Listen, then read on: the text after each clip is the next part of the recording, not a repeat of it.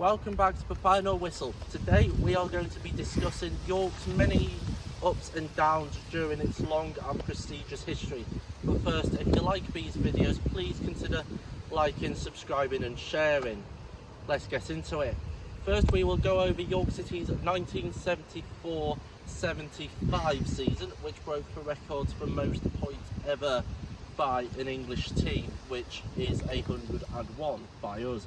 But that was recently beaten a couple of seasons ago by Man City, and just this season Barnet got over 100 points, denying us of the title, which if we beat Oldham and Barnet away, we could have won the league here, which is annoying. But that team of the 70s and 80s are some of the best teams I've seen from York. This season's team, with Ollie Pearce, Joe Felix, Armstrong, Mail, Howe, is currently up there. But it would have been even sweeter if we got to Wembley and were in League 2 for the first time since 2016.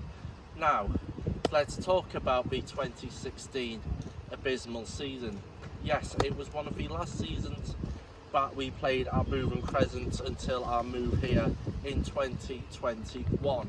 Of course, after we got to the National League, we suffered then another relegation back to the National League North, where we got promoted from in 21-22, again when we played in the playoff final at the LNER Stadium behind me against Boston. We won that game 2-1, and now I'm going to say this, without this game we wouldn't be in the position that we are now, especially with like Mail, Matt Juliano at the helm, Hinchelwood,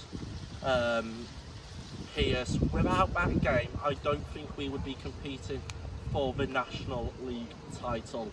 Now, if you disagree, please leave it in the comments so I can get your point of view. Secondly, Manchester United, Arsenal and Liverpool. Yes, I'm tagging these three all together as they were major teams back in the 70s and 80s. All of these games happened, bar one, Manchester United happened at Old Trafford, but Arsenal lost to us in the 90th minute due to a penalty at Bootham Crescent. That game was so close to not going ahead, but due to the volunteers that day who managed to get ice and snow off the pitch, they were rewarded with a brilliant 1-0 win. Furthermore, in that season, a couple of months later, we took Liverpool on at Bootham Crescent. Unfortunately, we could only draw that game 1-1, but at the replay, due to some dodgy refereeing, Liverpool won 7-0, and then they went on to win the FA Cup against Merseyside rivals Everton. Secondly, let's go on, after that positive, let's go to a negative. Glenn Henderson.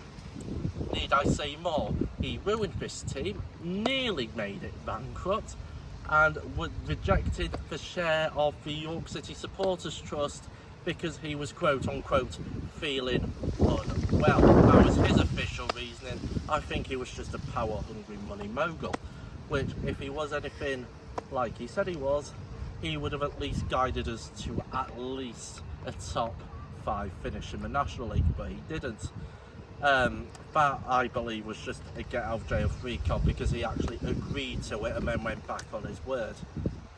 Bit like what's happening with Sheffield Wednesday at this moment, but arguably a bit worse. And then Julie and Matt Ugler took over. Need I say more? We are having the seasons of our lives at the moment. Second in the National League, only lost to Barnet by a few points. And unfortunately, yes, we didn't make it to Wembley, but this season has been one of the strongest seasons I have seen from a team which hasn't been promoted.